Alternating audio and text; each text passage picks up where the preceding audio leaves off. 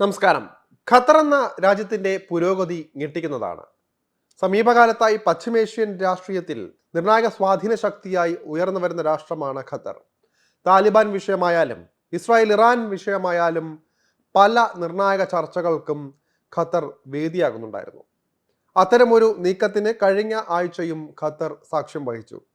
ഇസ്രായേലിന്റെ രഹസ്യാന്വേഷണ ഏജൻസിയായ മൊസാദിന്റെ മേധാവി ഡേവിഡ് ബർണിയ ഖത്തറിലെത്തിയത് ഗാസയിലെ സമാധാന ചർച്ചകൾ പുനരാരംഭിക്കാനുള്ള ശ്രമമായിട്ടാണെന്ന വിലയിരുത്തൽ ശക്തമായി.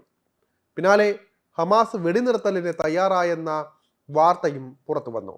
ഗാസയിലെ യുദ്ധം അവസാനിപ്പിക്കാനുള്ള ചർച്ചകളിൽ ഈജിപ്തിനൊപ്പം ഖത്തറും പ്രധാന മധ്യസ്ഥ സ്ഥാനം വഹിച്ചിട്ടുണ്ട്.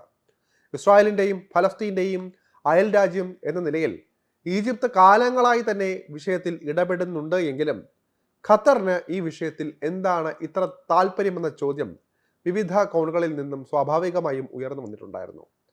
നയതന്ത്ര രംഗത്ത് ഖത്തർ സ്വീകരിച്ചു വരുന്ന പുതിയ പ്രവണതയുടെ ഭാഗമെന്ന നിലയിലാണ് ഇതിനെയും നയതന്ത്ര രംഗത്തെ വിദഗ്ധർ ചൂണ്ടിക്കാട്ടിയത്.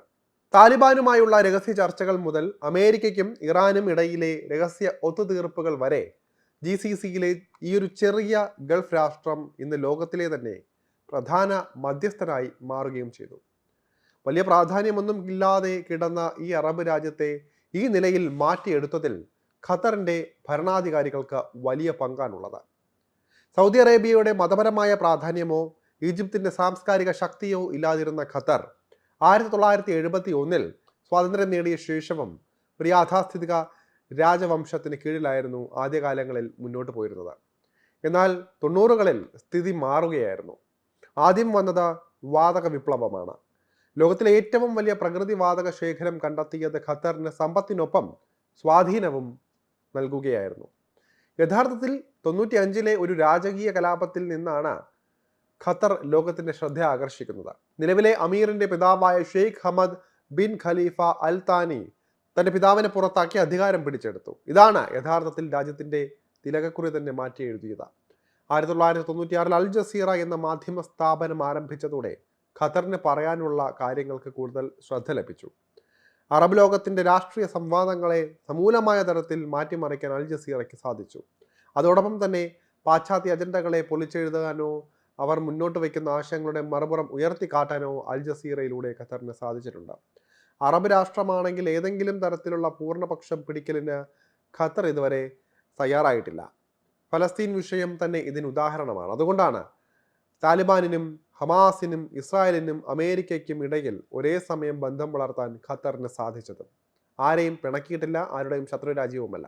ഈ നിഷ്പക്ഷത ചിലർക്ക് പ്രായോഗികതയായി തോന്നുമ്പോൾ തന്നെ മറ്റു ചിലർക്ക് അത് ഇരട്ടത്താപ്പായിട്ടും തോന്നിയേക്കാം. അത് സ്വാഭാവികമാണ്. 2008 ലെബനനിലെ 18 മാസത്തെ രാഷ്ട്രീയ പ്രതിസന്ധി അവസാനിപ്പിക്കാൻ നിർണായക പങ്ക് വഹിച്ചതും ഖത്തറാണെന്ന് ഓർക്കേണ്ടതുണ്ട്. 2012 സിറിയൻ വിഷയത്തിലെ ഇടപെടൽ, 2020 US താലിബാൻ സമാധാന കരാർ, ഗാസയിലെ വെടിനിർത്തൽ ചർച്ചകൾ, US വെനസ്വേല തടവുകാരുടെ കൈമാറ്റം, റഷ്യയിൽ നിന്ന് യുക്രൈൻ കുട്ടികളെ തിരികെ കൊണ്ടുവരൽ, Democratic Republic of Congo Rwanda നേതാക്കളെ വാഷിംഗ്ടണിലെ ഒരു സമാധാന കരാറിനെ ഒരുമിച്ച് കൊണ്ടുവന്നത് തുടങ്ങിയ നിരവധി അന്താരാഷ്ട്ര പ്രശ്ന പരിഹാരങ്ങൾക്ക് ഖത്തർ ശ്രദ്ധേയമായ ഇടപെടലാണ് നടത്തിയിട്ടുള്ളത്. മറ്റ് ഗൾഫ് രാജവംശങ്ങളിൽ നിന്ന് വ്യത്യസ്തമായി സൗദി നയിച്ച യമൻ യുദ്ധം പോലുള്ള സൈനിക നടപടികളിൽ പങ്കെടുക്കാതെ ഖത്തർ ചർച്ചകൾക്ക് വേദിയൊരുക്കാൻ തയ്യാറായി. ഇതിനിടയിൽ തന്നെയാണ് 2003 ഖത്തർ ഭരണഘടനയിൽ അന്താരാഷ്ട്ര സമാധാനവും സുരക്ഷയും ശക്തിപ്പെടുത്തുക എന്നതാണ് വിദേശ നയത്തിന്റെ അടിസ്ഥാനമെന്ന് പ്രഖ്യാപിച്ചത്. ഭൂമിശാസ്ത്രപരമായ സ്ഥാനവും ഖത്തറിനെ ഏറെ സഹായിച്ചിട്ടുണ്ട്. സൗദി അറേബ്യയ്ക്കും ഇറാനും ഇടയിൽ അസ്ഥിരമായ ഒരു പ്രദേശത്ത് സ്ഥിതി ചെയ്യുന്ന ഖത്തറിന് നയതന്ത്രം ഒരു അതിജീവന തന്ത്രം കൂടിയായിരുന്നു. തീവ്രവാദത്തിന് ധനസഹായം നൽകുന്നുവെന്നും ഇറാനുമായി അടുക്കുന്നുവെന്നും ആരോപിച്ച് 2017 സൗദിയും UAEയും അടങ്ങുന്ന രാജ്യങ്ങൾ ഖത്തറിനെതിരെ ഉപരോധം ഏർപ്പെടുത്തിയതായിരുന്നു രാജ്യം കണ്ട ഏറ്റവും വലിയ വെല്ലുവിളി. എന്നാൽ ഉപരോധത്തെ ശക്തമായി നേരിട്ട ഖത്തർ പുതിയ സഖ്യങ്ങൾ രൂപീകരിച്ച് കൂടുതൽ കരുത്തരായി മാറുന്നതാണ് പിന്നീട് കാണാൻ സാധിച്ചത്. $450 ബില്യൺ സോവറിൻ വെൽത്ത് ഫണ്ടും ലോകത്തിലെ 3ാമത്തെ വലിയ പ്രകൃതിവാതക ശേഖരവും ഖത്തറിന്റെ സ്വാധീനം വർദ്ധിപ്പിച്ചു. ആഗോള ഉച്ചകോടികൾ സ്പോൺസർ ചെയ്തും പാശ്ചാത്യ തലസ്ഥാനങ്ങളിൽ നിക്ഷേപിച്ചും ലോകോത്തര അടിസ്ഥാന സൗകര്യങ്ങൾ ഒരുക്കിയുമൊക്കെയാണ് ഖത്തർ കൂടുതൽ ശ്രദ്ധ നേടിയത്. 2022 നടന്ന ഫിഫ ലോകകപ്പ് ആതിഥേയത്വം ഇതിൻ്റെ ഏറ്റവും ശക്തമായതും ശ്രദ്ധേയമായതുമായ ഉദാഹരണം തന്നെയാണ്. ജൂലൈ വരെ ഖത്തർ ഒരേ സമയം 10 മധ്യസ്ഥ ചർച്ചകൾ നടത്തുന്നുണ്ട്. ഇതിൻ്റെ മുഖ്യ സംഘാടകനാണ് ഖത്തറിൻ്റെ സ്റ്റേറ്റ് മിനിസ്റ്ററും മുഖ്യ മധ്യസ്ഥനുമായ doctor Muhammad bin Abdul Aziz Al Khulaifi. അതേസമയം അൽ ഉദായിദ് എയർബേസ് പോലുള്ള അമേരിക്കയുമായുള്ള അടുത്ത ബന്ധം പലപ്പോഴും ഖത്തറിന് വെല്ലുവിളിയായും മാറിയിട്ടുണ്ട്. US പിന്തുണ ഖത്തറിന് തന്ത്രപരമായ സംരക്ഷണം നൽകുമെങ്കിലും ഇത് ഒരു ബാധ്യതയായി തന്നെ മാറുമെന്ന വിലയിരുത്തലും ശക്തമാണ്. അടുത്തിടെയുണ്ടായ US ഇറാൻ ഇസ്രായേൽ സംഘർഷത്തിനിടയിൽ ഇറാൻ അൽ ഉദൈദ് എയർബേസിന് നേരെ ആക്രമണം നടത്തിയിരുന്നു. ആധുനിക കാലത്ത് ഖത്തർ മണ്ണിലെ ആദ്യം നേരിട്ടുള്ള സൈനിക ആക്രമണമായിരുന്നു ഇത്.